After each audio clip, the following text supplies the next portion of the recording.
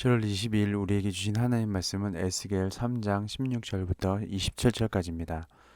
7일 후에 여호와의 말씀이 내게 임하여 이르시되 인자야 내가 너를 이스라엘 족속의 파수꾼으로 세웠으니 너는 내 입의 말을 듣고 나를 대신하여 그들을 깨우치라. 가령 내가 악인에게 말하기를 너는 곧 죽으리라 할 때에 내가 깨우치지 아니하거나 말로 악인에게 일러서 그의 악한 길을 떠나 생명을 구원하게 하지 아니하면 그 악인은 그 죄악 중에서 죽으려니와 내가 그의 피 값을 내 손에서 찾을 것이고 내가 악인을 깨우치되 그가 그의 악한 마음과 악한 행위에서 돌이키지 아니하면 그는 그의 죄악 중에서 죽으려니와 너는 내 생명을 보존하리라. 또 의인이 그의 공의에 돌이켜 악을 행할 때에는 이미 행한 그의 공의는 기억할 바 아니라 내가 그 앞에 거치는 것을 두면 그가 죽을지니 이는 내가 그를 깨우치지 않음이니라. 그는 그의 죄 중에서 죽으려니와 그의 피의 값은 내가 내 손에서 찾으리라. 그러나 내가 그 의인을 깨우쳐 범죄하지 아니하게 하므로 그가 범죄하지 아니하면 정령 살리니 이는 깨우침을 받음이요 너도 내 영혼을 보존하리라. 여호와께서 권능으로 거기서 내게 임하시고 또 내게 이르시되 일어나 들로 나아가라. 내가 거기서 너와 말하리라 하시기로 내가 일어나 들로 나아가니 여호와의 영광이 거기에 머물렀는데 내가 전에 그발 강가에서 보던 영광과 같은지라. 내가 곧 엎드리니 주의 영이 내게 임하사 나를 일으켜 내 발로 세우시고 내게 말씀하여 이르시되 너는 가서 내 집에 들어가 문을 닫으라. 너 인자야 보라 무리가 내 위에 줄을 놓아 너를 동여매리니 내가 그들 가운데에서 나오지 못할 것이라. 내가 내 혀를 내 입천장에 붙게 하여 내가 말 못하는 자가 되어 그들을 꾸짖는 자가 되지 못하게 하리니 그들은 패역한 족속임이니라. 그러나 내가 너와 말할 때에 네 입을 열리니 너는 그들에게 이르기를 주 여호와의 말씀이 이러하시다 하라. 들을 자는 들을 것이요 듣기 싫은 자는 듣지 아니하리니 그들은 반역하는 족속임이니라. 아멘. 죄인을 깨우쳐야 하는 파수꾼의 사명이라는 말씀 제목으로 말씀을 전하겠습니다. 하나님은 에스겔을 이스라엘 파수꾼으로 세우십니다. 파수꾼의 역할은 성 안에 있는 사람들에게 적의 위협을 미리 경고하는 것입니다. 하나님의 말씀을 에스겔은 백성에게 전달해야 합니다.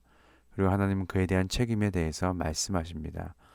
만약 말씀을 전하지 않아 사람들이 죽게 된다면 하나님은 그들의 죽음에 대해 에스겔에게 책임을 물으시지만 말씀을 전하면 그들이 듣지 않는다고 해서 책임을 묻지 않겠다고 말씀하십니다. 파수꾼의 역할은 듣든 듣지 않든 하나님의 말씀을 전하는 것입니다. 그리고 이는 복음을 들은 자의 사명이기도 합니다. 복음을 듣고 복음으로 말미암아 사는 자는 복음을 전하는 사명 또한 있는 것입니다. 오늘 말씀을 묵상하면서 한 가지 궁금하면서 분명히 하고 싶은 내용이 있었습니다. 복음을 듣고 복음대로 삶을 사는 것과 복음을 전하는 삶이 별개일까? 굳이 구분되어야 할까라는 것입니다. 어떤가요? 그런 것 같은가요? 복음으로 사는 삶과 복음을 전하는 삶을 구분했는가요? 아니면 복음을 듣고 복음을 전하는 삶이 구분하지 않고 살아왔는가요? 그런데 왠지 우리는 구분하면서 살아왔다는 것 같습니다. 그게 왠지 익숙합니다. 복음을 전해야 한다는 말만 들어도 왜 그렇게 부담감이 드는지 모르겠습니다. 어떤 특별한 은사를 지닌 사람이나 말 잘하는 사람이나 사교성이 좋은 사람들이 복음을 전하는 것이 좋을 것 같다고 은연중에 생각하거나 누군가 그렇게 권면하면 그게 좋지 않겠냐고 쉽게 대답합니다. 미리 대답을 준비한 사람처럼 말이죠.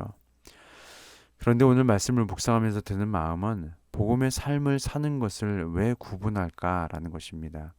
내가 복음으로 사는 것과 복음을 전하는 삶은 다른 것일까? 복음을 받은 자의 특권은 나만 복음대로 잘 살면 돼 그것일까? 아니면 내가 먼저 복음대로 잘 살아야 돼 또 그것일까? 아니라는 것입니다. 복음으로 사는 것과 복음으로 전하는 삶은 동일하다는 것이죠. 복음으로 사는 삶이 곧 복음을 전하는 삶인 것입니다. 그것이 복음을 취한 자의 특권입니다.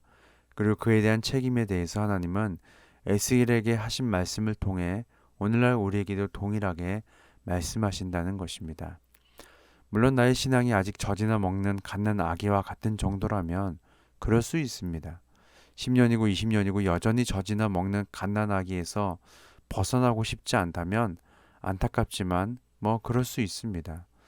하지만 더 놀랍게 일하시는 하나님을 경험하지는 못할지도 모르겠죠.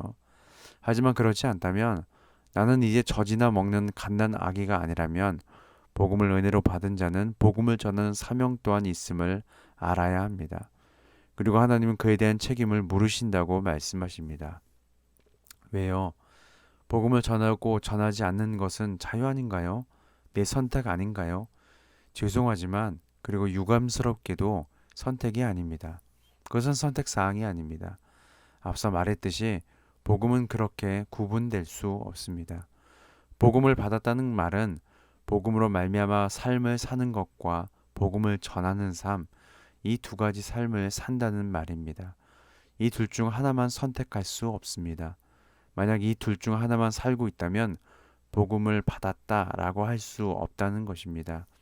이런 자는 복음에 대해 한쪽 면만 알고 있는 것입니다. 복음은 복된 소식이죠. 그런데 이 복된 소식은 나에게도 복된 소식이지만 다른 사람에게도 복된 소식입니다. 한쪽 면만 알고 있는 사람은 전자에만 집중합니다. 오로지 나에게만 복된 소식이 되어야 한다는 것이죠. 남이 어떻게 되든 상관없습니다. 나만 구원받고 나만 잘 살면 됩니다. 내 문제만 해결되면 됩니다. 내가 중요합니다. 우리 가족만 중요하고 우리 아이만 중요합니다. 그런데 그것은 복음이 아닙니다. 그것은 순전히 복음을 이용해서 자기만 잘 살려고 하는 것입니다. 이방인이 자기 유익을 위해 우상을 그렇게 섬기는 것과 별반 다르지 않습니다. 복음은 자신에게 복된 소식이지만 다른 이에게도 복된 소식이 되어야 합니다. 하나님은 그 복된 소식으로 말미암아 나뿐만 아니라 나를 통해 다른 사람에게도 영광을 받으시기를 원하십니다. 이것이 온전히 복음에 맞게 사는 삶의 모습입니다. 마태복음 5장 16절에서 예수님은 이같이 너희 빛이 사람 앞에 비치게 하여 그들로 착한 행실을 보고 하늘에 계신 너희 아버지께 영광을 돌리게 하라 라고 말씀하십니다. 예수님께서 예수님을 믿는 무리에게 그들을 소금과 빛으로 선포하신 것은 그들이 있는 땅에서 소금의 삶을 살고 사람들 속에서 빛의 삶을 살 뿐만 아니라 소금과 빛의 삶을 통해서 다른 사람들이 하나님께 영광을 돌리게 하기 위함이었습니다. 따라서 복음을 듣고 복음을 전하는 책임이 우리에게도 역시 있다는 것이죠. 하나님께서 우리도 파수꾼으로 세우셨음을 잊지 마시길 소망합니다. 파수꾼은 하나님의 말씀을 듣고 하나님을 대신하여 그 말씀을 깨우치도록 하는 역할을 맡았습니다. 따라서 파수꾼은 철저하게 하나님께서 말씀하신 대로만 말씀을 전해야 합니다. 22절에서 27절의 말씀을 보면 하나님은 에스겔을 들로 인도하시고 예전에 그발 강가에서 보았던 영광을 보이십니다. 그리고 에스겔을 말 못하는 자로 만드시죠. 하나님께서 입을 열어주시기 전까지 파수꾼은 말할 수 없습니다. 에스겔은 하나님이 그와 말씀하실 때만 입을 열어 말씀을 전할 수 있었습니다. 말 못하는 자라는 표현은 에스겔이 하나님의 전적 통제 아래서 오직 하나님 말씀에 따라 사역해야 함을 의미합니다. 따라서 하나님께서 말씀하신 것을 전하되 그냥 단순히 아무에게나 아무 장소에나 무분별하게 전하는 것이 아니라 누구에게 어떤 장소에 전해야 할지 또는 반대로 그렇게 전하지 말아야 할지 하나하나 하나님께 듣고 전해야 한다는 것입니다. 간혹 이것을 잘 모르고 무작정 복음을 전하는 분이 있는 것을 보고 한편으로는 안타까운 마음이 들기도 하고 한편으로는 말리고 싶은 마음이 들기도 합니다. 복음을 전하는 것은 참 좋은데 복음을 전하는 방법과 태도 등이 복음이 흘러 들어가는 것을 막기도 한다는 것을 좀 알았으면 좋겠습니다. 복음을 전해야 하는 열정은 너무 좋은데 그 열정으로 인해 많은 사람이 오히려 거부감을 느낀다면 왜 복음을 받아들이지 않느냐라고 화를 내기보다 복음을 어떻게 전해야 저들이 마음을 열고 받아들일까를 깊이 생각하고 기도해야 할 것입니다. 복음을 전함에 있어서 자기 열정 가지고 전하기보다 하나님의 열정이 어떤 방향과 어떤 방법으로 흐르고 있는지 묻고 듣고 그대로 행하는 것이 참 중요하다는 것이죠.